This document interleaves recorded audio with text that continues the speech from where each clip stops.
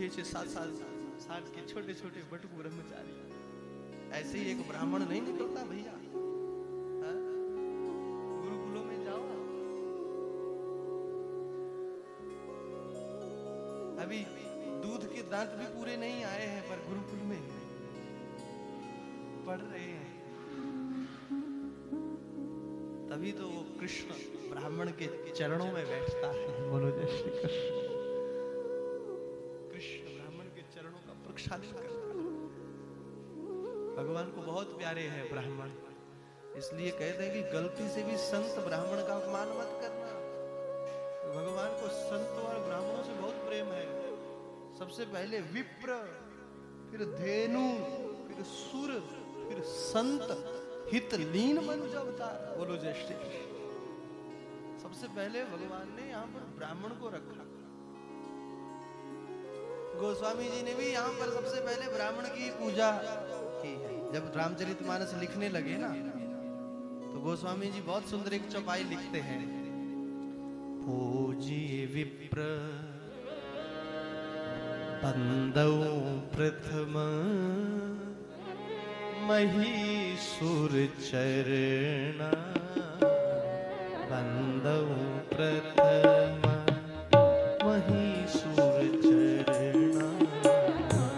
बंदौ प्रथम महीसुर चरणा।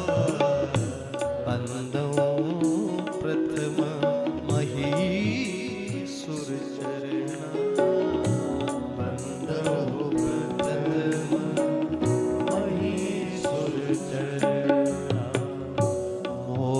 जनित संशय सब हरणा। मोह जनित संशय सब हरणा। मोह जनित संशय सब हरणा। मोह जनित संशय। बंदौ प्रथम महीसुर चरणा।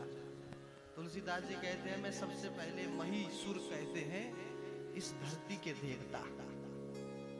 धरती के देवता ब्राह्मणों के चरणों में मैं प्रणाम करता हूँ। बोले क्यों महाराज? क्योंकि मोह जनित संशय सब हरना। क्योंकि ब्राह्मण ही मोह से जो संशय उत्पन्न हो जाते हैं उनको हरण करने वाले। ब्राह्मण सदा संशय से मुक्त करता है अपने शिष्य को, अपने यजमान को। संशय में नहीं डालता ब्राह्मण देवता। ब्राह्मण देवता जिसको संशय हो उसको उन संशय को मिटाने वाले होते हैं। इसलिए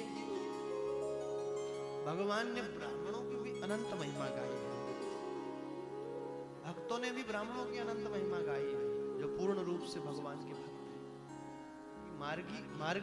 मार्ग बताते हैं ना।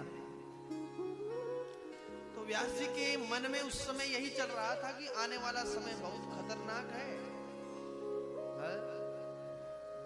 वेदों की भाषा बहुत कलिष्ठ है। क्यों ना मैं और सरलीकरण कर दूं। 4 वेद लिखने पर भी संतुष्टि नहीं हुई। फिर जो है पुराणों को रचना प्रारंभ किया।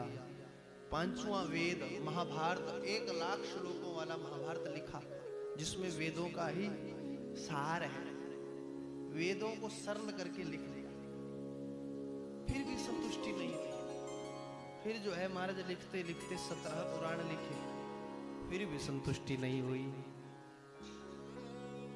सोचने लगे क्या करूं, अभी तक संतुष्टि नहीं हो रही है। देखो जो अच्छा कवि होता है उसको तब तक संतुष्टि नहीं होती जब तक उसको अपने लिखे हुए पर शांति ना मिले।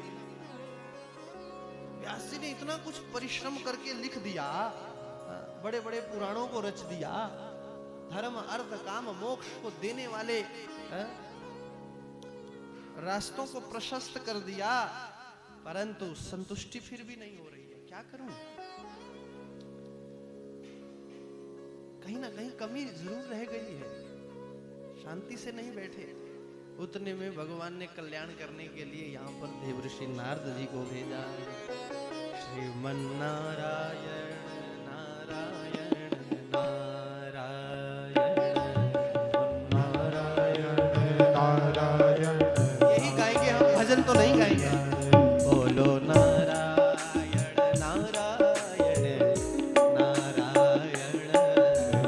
नारायण नारायण नारायण। ओ भजो नारायण नारायण नारायण भजो नारायण नारायण नारायण नारायण का जाप करते हुए देव ऋषि नारद जी वहां कुटिया पर पहुंचे। सरस्वती नदी के तट पर व्यास जी की बड़ी प्यारी कुटिया। हाँ? व्यास जी बैठे हैं पर खिन्न मन होकर के बैठे, खिन्न मना होकर के।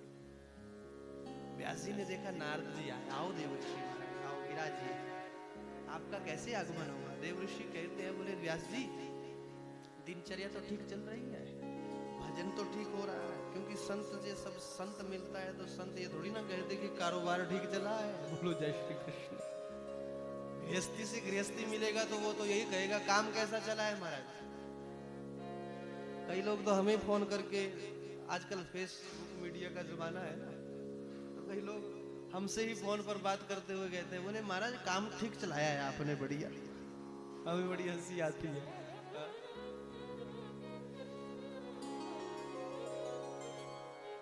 स्वभाव है जीव का। ठीक है चला हुआ कारोबार, बहुत बढ़िया। परंतु महाराज देव ऋषि नारद जी ने व्यास जी से पूछा, व्यास जी दिनचर्या कैसी चली, भजन कैसा हो रहा है, क्या चल रहा है? व्यास जी खिन्न मना होकर